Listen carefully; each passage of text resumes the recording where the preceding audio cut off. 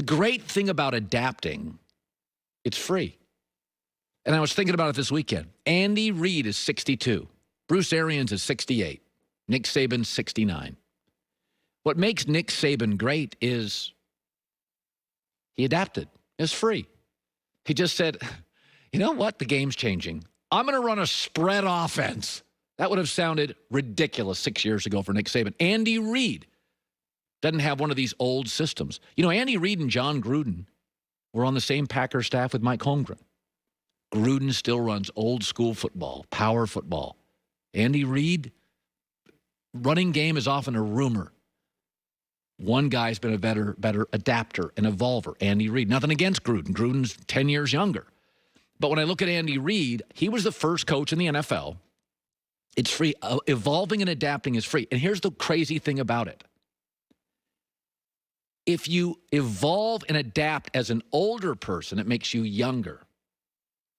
If you evolve and adapt as a younger person, it actually makes you older. Because if my son's 14 years old, he's very techie. He's into anything techie. It makes him seem older and smarter. He's got more wisdom because he pursues all these opportunities. Anything else in America, everybody's trying to sell you a pill to make you stronger and younger and older, and adapting is the answer. It's free. Andy Reid, with all these young coaches, is the wizard. McVay's out. LaFleur's out. Zach Taylor didn't make it. Cliff Kingsbury didn't make it. Kyle Shanahan didn't make the playoffs. Here's Andy. And it's all because of one thing, and it was free. He just evolved and adapted. I can remember I was at the other place. This is probably more than 10 years ago. It's probably about almost 15 years ago. And I lived in the Northeast out in Connecticut by Philadelphia. And you can hear the Eagle fans yell from Connecticut. And I started saying, yeah, this Andy Reid guy, I didn't know anything about him. And I'm like, he's the first coach in the NFL that on 3rd and 2 considers it a passing down. And I'm like, we always give Belichick credit for all his innovations. But I'm like, this Andy Reid guy, like Philadelphia is like a tough guy town. You run the football. Andy was the first guy in the league 15 years ago. It's like 3rd and 2 is a passing down. He just didn't have the quarterbacks to win Super Bowls, although he kept winning the NFC over and over and over. And when anybody is stubborn and rigid, I'm always like, do you understand the thing that can take years off your life or add years is all free? Just adapt. And that is what Andy Reid, that's why he's here. He's 62. He coaches younger than John Gruden, who's 56, 57. And I like Gruden, but he's very old school. It's very power football. I was talking to an NFL player this weekend, and it was Greg Olson. And we talked about this at length off the air, and I don't want to get into too many specifics, but he said running's kind of nonsense. He says these coaches that want to tell you we got to run 30, 40 times, he's like, Colin, all the rules are to throw the ball. You can't stop good receivers. You just can't. There's nothing you can do. You can't touch them. You can't grab them. You can't hold them. You can't hit the quarterback. You can hit running backs all day long, and they don't last. A good receiver, Larry Fitzgerald, lasts 15 years or more. You can't touch him. You can't grab him. You can't push him. You can't hit him high. You can't barely hit him. And it's just the reality of football right now that I look at Andy Reid. And again, Bruce Arians, in the middle of a season, had to adapt. His no biscuit unless you risk it offense was not working with Brady. He had to adapt. 69-year-old Nick Saban 5 years ago. We're going to go to spread offense. I've got to adapt. Andy Reid 15 years ago. 3rd and 2 is a passing down. I've got to adapt. I don't know why more people don't do it. I don't understand why people get rigid. We've said this.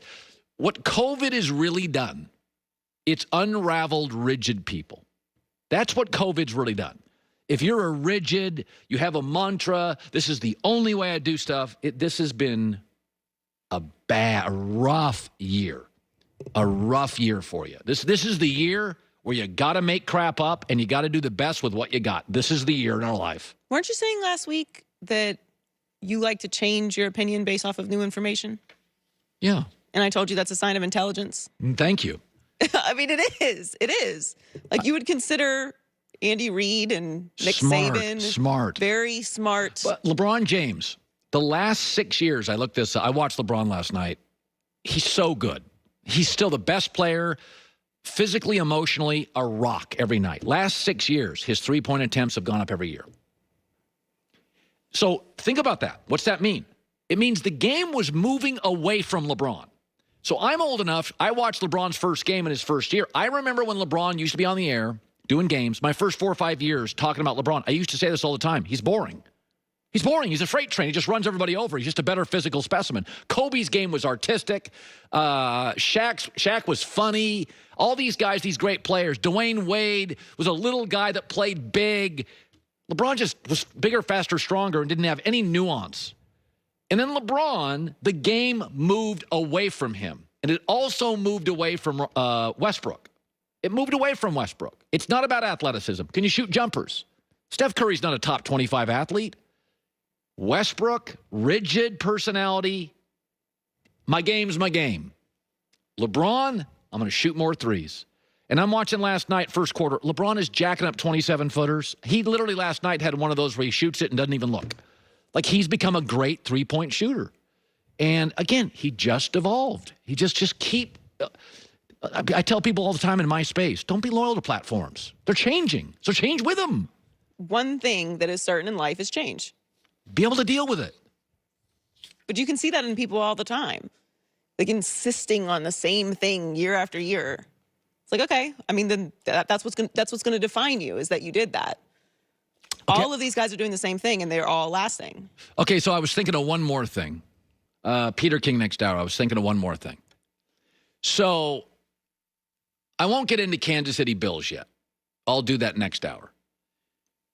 But I was thinking about the call for Matt LaFleur when they go for the field goal and instead of going for it. Now, analytics mean something. But analytics don't tell you, they can't judge football playoffs like March Madness. It's sudden death, it's 1-1. We know this to be true. Some players shrink in those moments. Some golfers, Tiger Woods never lost a lead in a major. I think that was the record for 10 years. He never shrunk on a Sunday. Greg Norman shrunk, Nick Faldo, there are a number of guys. Some athletes, the great ones, rise in these moments. Others shrink. Analytics can't tell you anything. And so analytics would tell you the Packers' move, which was to kick a field goal, and the Bills' multiple field goals, analytics tell you those are the right moves. So, in fact, let me start with Kansas City Buffalo. But what analytics don't tell you is that when you face an all-time dynasty, you have to give up a little of yourself. When you face KD, Steph, and Clay, you had to shoot more threes. And when you face the Chiefs, you have to give up a little of yourself. They're an all-time dynasty. You do have to chase points because they're going to score. Dan Wetzel wrote an article today. It's very interesting. Dan Wetzel's article today, he said, this isn't your grandfather's NFL. The first 25 NFC championship games of the Super Bowl era averaged 32 points. The last 7, 55. And Kansas City's the best offense of the last 25 years. It's the most effortless scoring offense. So Buffalo, whatever the analytics say, when you face the Chiefs, you got to give up a little of yourself. You do have to chase points. And I know that goes against all the analytics and all the mantras, but analytics cannot describe the Chiefs. We've never seen that.